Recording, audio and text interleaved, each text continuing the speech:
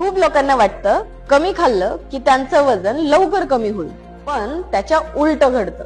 तुम्ही 24 ते 48 तास जर काही खाल्लं नाही तर तुमचं वजन काट्यावर तर वजन कमी दिसेल, पण याने तुमची पचन संस्था पूर्ण बिघडून जाईल.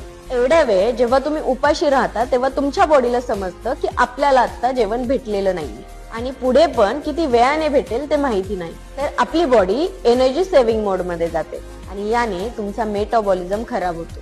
जेव्हा तुम्ही कमी खाता तर हेच कमी झालेलं वजन परत डबल रिगेन होतं. तुम्ही थोड्या वेळासाठी उपवास करताय, जसं की 8 तास तुम्ही काही खात नाही आहात, तर अशा वेळेला तुमची बॉडी एनर्जीसाठी फॅट यूज करते आणि हेल्दी वेने वजन कमी होतं. पण ही गोष्ट लक्षात घ्या, जे न्यूट्रिशन तुमच्या बॉडीला भेटलं पाहिजे त्याची नीट पूर्ण करणंच आहे. म्हणून मी सांगेल, हेल्दी फॅट लॉस करायचं असेल तर तुमच्या बॉडीला योग्य ते न्यूट्रिशन द्या. उपाशी राहून वजन कमी होत नाही. तुम्हालाही जर तुमचं ट्रान्सफॉर्मेशन करायचं असेल तर खाली न्यूट्रिशन कमेंट करा.